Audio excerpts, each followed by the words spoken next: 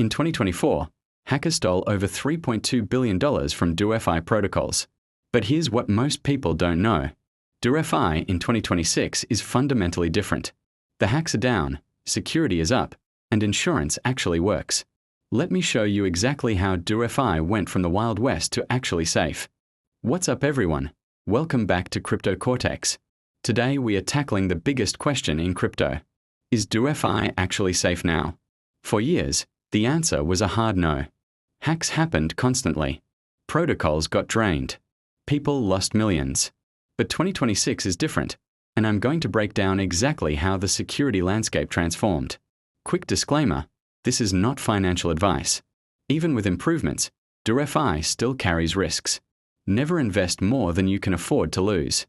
Alright, let's dive in. Let's set the stage.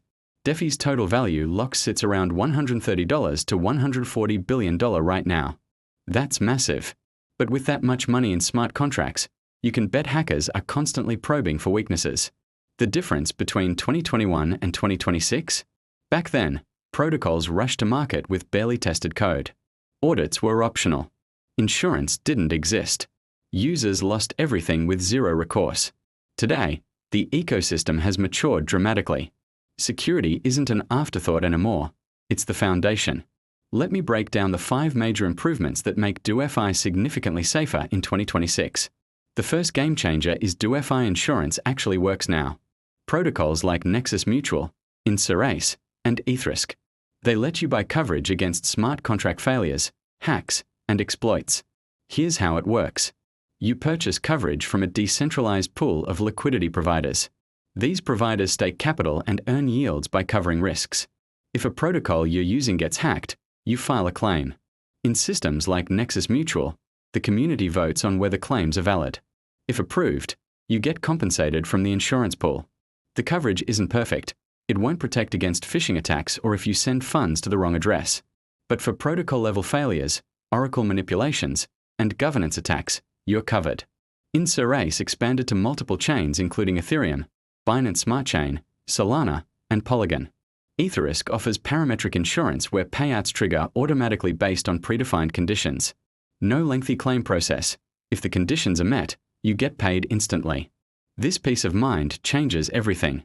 In 2021, using DeFi meant accepting total loss risk.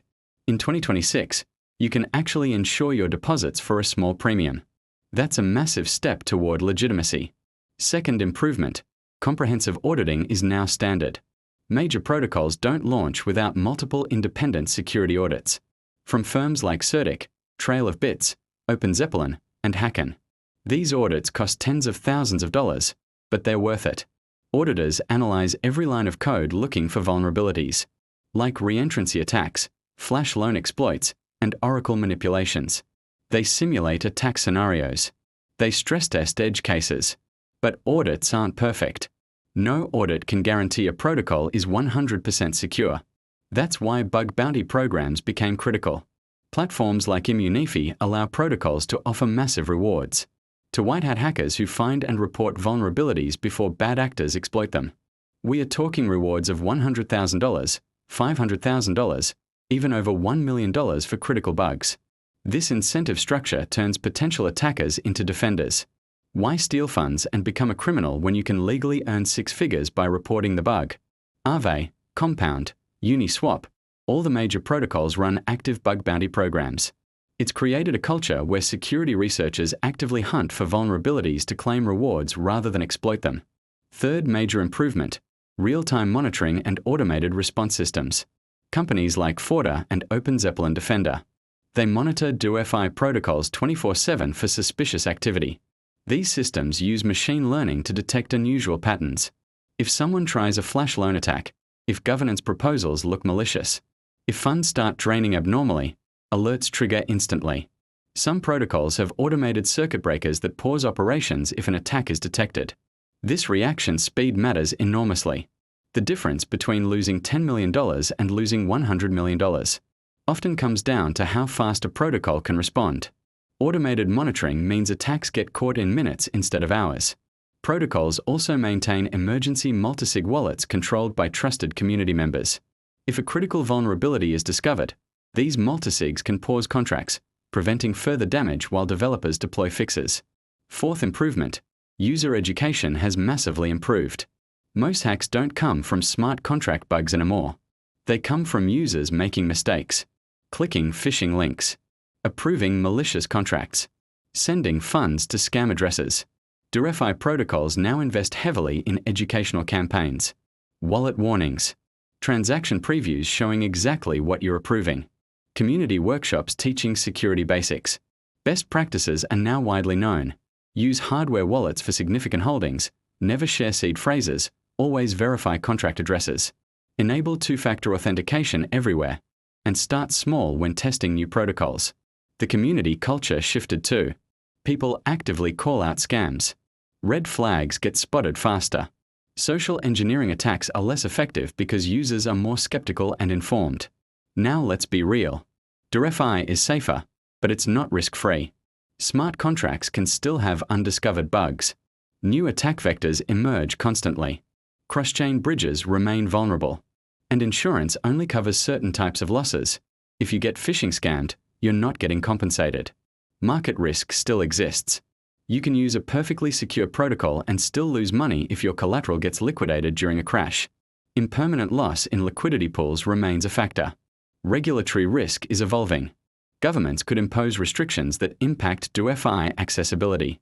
And smaller, newer protocols are still significantly riskier than battle-tested giants like Aave or Uniswap. The key is understanding that safer doesn't mean safe. It means risks are lower and more manageable. Approach DeFi with caution, do your research, use insurance when available, and never bet more than you can afford to lose. Alright, let's wrap up. DeFi in 2026 is dramatically safer than it was just a few years ago. Thanks to 5 major improvements: working insurance protocols that actually compensate losses, comprehensive audits and bug bounty programs that catch vulnerabilities early, real-time monitoring systems that detect attacks instantly, strong educational campaigns that reduce user errors, and a mature ecosystem with established best practices. Is it perfect? No. Is it usable for regular people who take basic precautions? Absolutely. If this was valuable, hit that like button. Subscribe to Crypto Cortex for 3 videos every week breaking down crypto without the hype. Drop a comment. Have you used DeFi? What's your biggest security concern? I read every comment. Wednesday, I'm covering how to earn passive income with crypto. Friday, liquid staking explained. Both linked in the description. Thanks for watching. Stay safe, stay smart, do your research. I'll see you in the next one.